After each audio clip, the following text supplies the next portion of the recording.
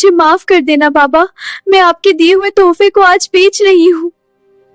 उनका पहला आशरा था और हमारे छोटे से गांव में हर घर में खुशियों का समा था। बस एक हमारा घर था जो आजमाइश से गुजर रहा था। या अल्लाह, आज क्या होगा? मेरे छोटे बहन भाई ने भी रोजा रखा है आज और फ्रिज में भी सब कुछ खत्म है। अंकल, थोड़ा सा आटा और चावल उधार मिल जाएगा? रमजान है, अगले हफ्ते अदा कर देंगे। पहले ही तुम लोगों का बहुत उधार चढ़ चुका है, अब और नहीं दे सकता, पहले पुराना हिसाब चुकाओ। ठीक है अंकल।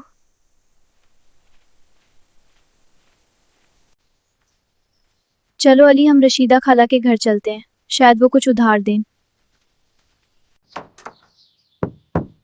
अस्सलाम वालेकुम खाला जान। वालेकुम अस्सलाम हानिया बेटा। रशीदा खाला ने भी मुझे मायूस लौटा दिया है, अल्लाह मेरी मदद फरमा।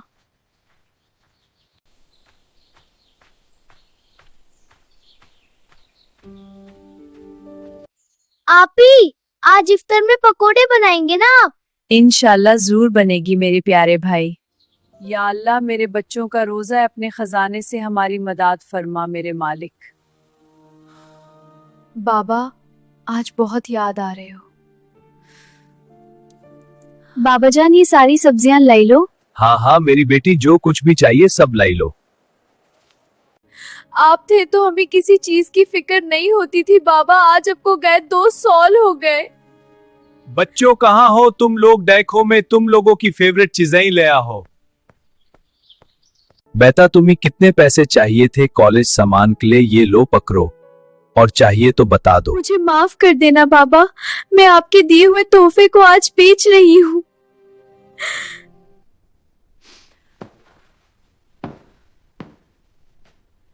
बेटा, ये रशन तुम्हारे लिए आया है। हमने तो किसी से नहीं कहा। बेटा, आपने नहीं कहा था, ये तो अल्लाह पाक की तरफ से आया है आपके लिए।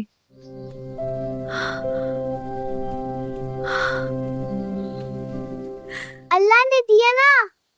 हाँ, अल्लाह हमेशा देख रहा होता है। बेटा, मैं तुम्हारे बाबा का दोस्त हूँ, ये रशान भेजवाया है। तुम्हारे बाबा बहुत नेक इंसान थे। सुभान अल्लाह। आप ही अल्लाह ने सुन लिया था। हाँ, अल्लाह हमेशा सुनता है। जब सब दरवाजे बंद हो जाएं तो आसमान का दरवाजा खुल जाता है। बस यकीन कभी मत छोड़ो।